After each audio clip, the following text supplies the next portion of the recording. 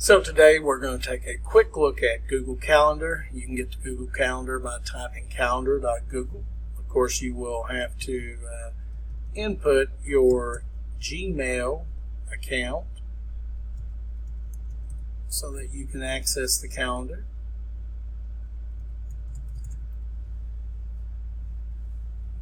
Once you're in, you would need to notice that there's a lot of information already posted on here. Who's it under? I have 3 accounts selected. Charles Coots, I just disappeared that. And that is me. And then Jeff Coots just disappeared, and student meetings just disappeared as well. So what we're going to do is first we are going to create a new calendar. So we're going to hit plus. We could subscribe to a viewer's calendar. And all you would have to do is to subscribe is hit subscribe, add the person's email that you would like to have access to, and it's going to ask you to send a message to them, need access, and then you would request. Now that's very important because you need that for something later on that we'll talk about, especially when it comes to looking at their times, okay? So what we're going to do next is that we are going to create a new calendar. So we're going to say down here, instead of subscribe, we're going to create a new one. So we're going to hit new calendar. Our new calendar is just going to be staff meetings. We could give a description. We already know who the owner is, and we hit create. If you notice at the bottom it says calendar creation in progress. It is now being done. Now we could hit the configure button, which lets us go into more details on the calendar. If we need to, we would do that. I do want you to recognize over here on the right under my calendars that I do have staff meetings. Remember that configuration piece? We could actually click the 3 dots and go to sharing and settings. We can also change the color. I'm going to hit settings and sharings, and just to show you a couple little things. We could export it. We can accept, we can make it public, we can get a shareable link, which is useful, we can get some add notifications, and we have some other options that we can do. We can get a public URL, an embedded one that can go into a website, looks like an iCalendar invite format, and we can remove and delete that calendar. So there's a lot of little options that we can do, and if you notice these things over on the side, they'll go up and down as we do that. And we can go in each meeting and do the exact same thing here. Now, let's go back out. We're just not going to mess with anything. So, remember, I said the plus down here to create a calendar or to gain access to a calendar. We're going to go ahead and hit create, and this comes up. Now, I do want to make you aware that this does not show you everything that you need to know, but we could give it a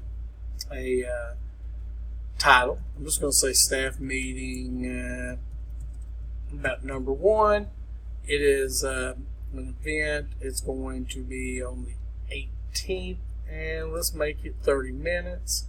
Notice you can see it automatically appearing. If we need to add guest, we could add a guest here. I'm just going to go ahead and add Jeff Coots to that guest.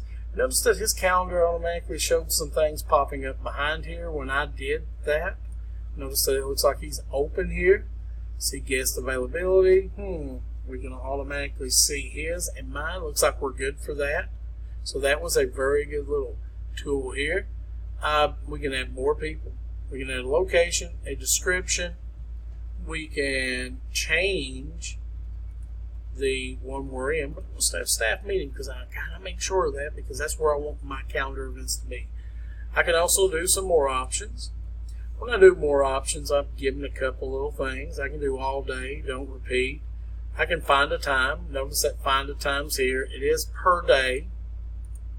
The week, you can see it's kind of hard to see, but it does work. Notice that the name is checked. If the name is not checked, it only shows me.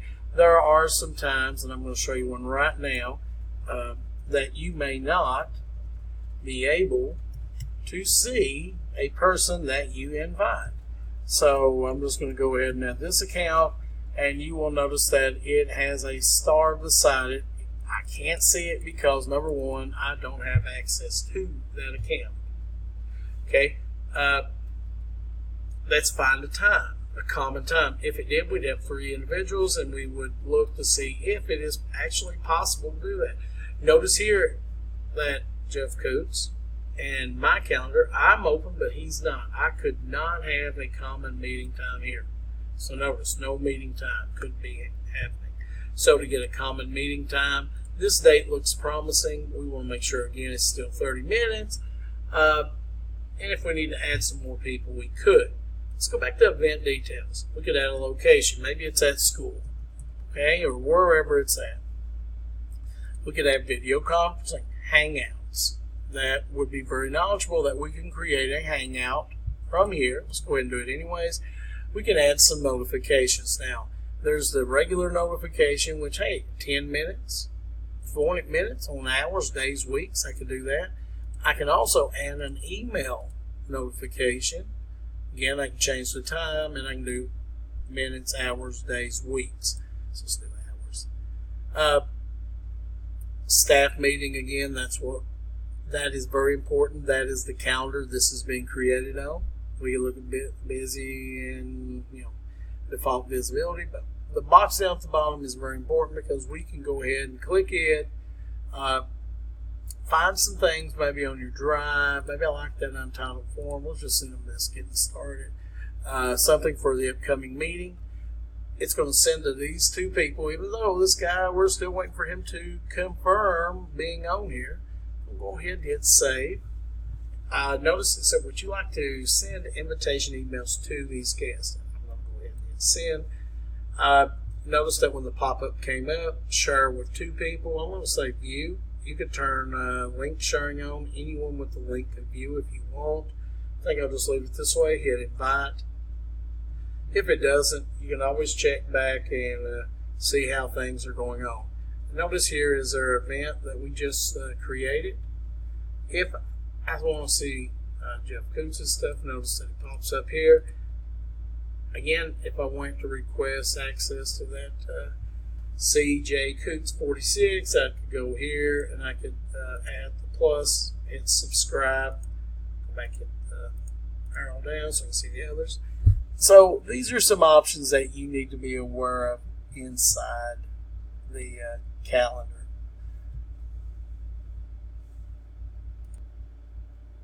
Hopefully this has been helpful.